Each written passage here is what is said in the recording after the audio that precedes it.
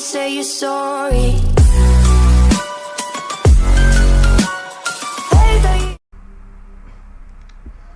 Assalamualaikum warahmatullahi wabarakatuh.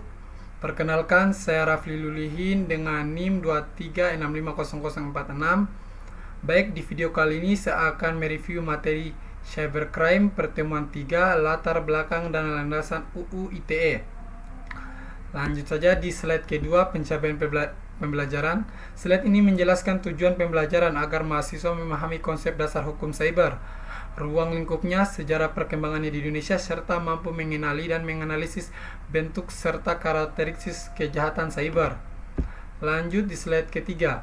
Slide ini menjelaskan bahwa hukum cyber adalah bidang hukum yang mengatur aktivitas dan transaksi di ruang digital. Hukum cyber bertujuan menciptakan kepastian hukum, melindungi hak para pihak, serta mencegah dan menindak penyalahgunaan teknologi informasi. Lanjut di slide keempat. Slide ini menjelaskan bahwa hukum cyber mengatur berbagai aktivitas digital seperti transaksi elektronik, kontak digital, tanda tangan elektronik, dan sertifikat elektronik yang menjadi dasar sahnya kegiatan di dunia digital. Lanjut di slide kelima.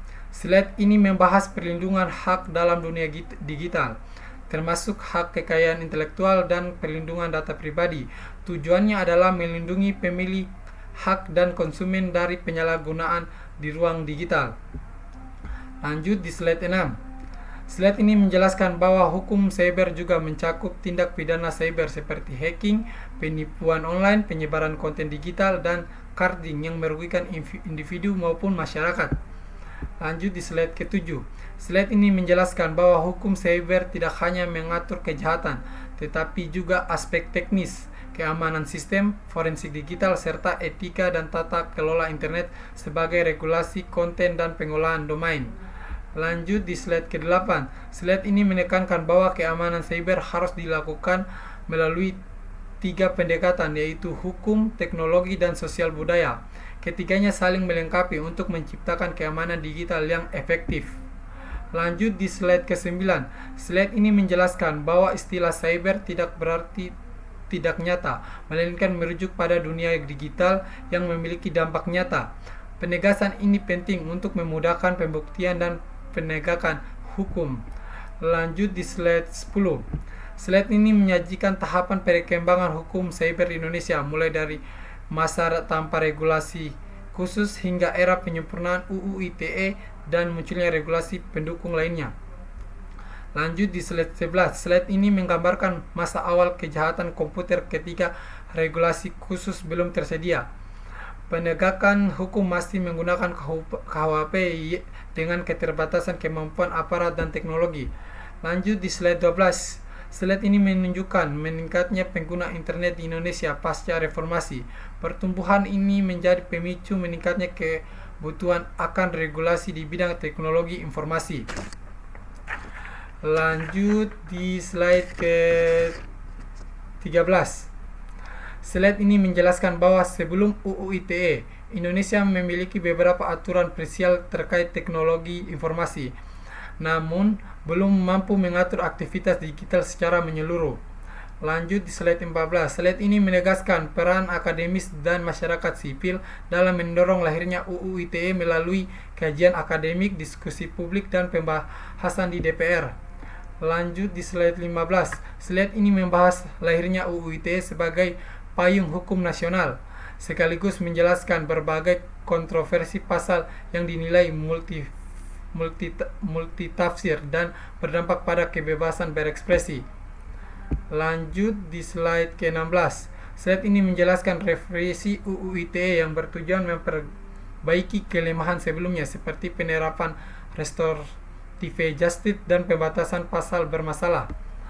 Lanjut di slide 17. Slide ini menjelaskan pembentukan dan penguatan lembaga penegakan hukum cyber seperti BSSN, Direktorat Cyber Polri, dan ID-CERT sebagai bentuk keseriusan negara dalam keamanan cyber.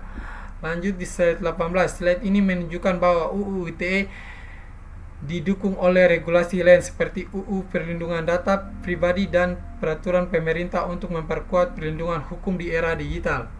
Lanjut di slide 19. Slide ini membandingkan posisi Indonesia dengan negara lain dalam konteks hukum cyber global, menunjukkan bahwa Indonesia masih dalam proses penyesuaian dengan internasional. Lanjut di slide ke-20. Slide ini membuat prinsip-prinsip PBB yang menekankan kehati-hatian dalam penggunaan hukum pidana agar tidak berlebihan dan tetap menjamin kepastian hukum. Lanjut di slide ke-21. Slide ini merangkum perkembangan regulasi teknologi informasi di Indonesia secara kronologis hingga lahirnya UU ITE sebagai payung hukum utama. Lanjut di slide 22. Slide ini menjelaskan bahwa perkembangan teknologi melahirkan rezim hukum baru seperti hukum cyber dan hukum telematika akibat konvergensi teknologi dan informasi. Lanjut di slide 23. Slide ini menjelaskan alasan utama perlunya UU ITE, yaitu globalisasi informasi, munculnya bentuk perbuatan hukum baru, perlindungan kepentingan nasional, dan pencegahan penyalahgunaan teknologi. Lanjut di slide ke-24. Slide ini membahas asas-asas dasar pemanfaatan teknologi informasi yang menjadi pedoman agar pengguna TI dilakukan secara bertanggung jawab dan beretikat baik. Lanjut di slide 25. Slide ini menjelaskan tujuan pemanfaatan TI untuk mendukung pendidikan, ekonomi, pelayanan publik, dan memberikan rasa aman serta kepastian hukum bagi masyarakat. Lanjut di slide terakhir 26. Slide ini memberikan contoh penerapan UU ITE dalam dunia perbankan digital, menunjukkan bahwa UU ITE berfungsi sebagai dasar hukum transaksi elektronik seperti mobile banking dan e-wallet.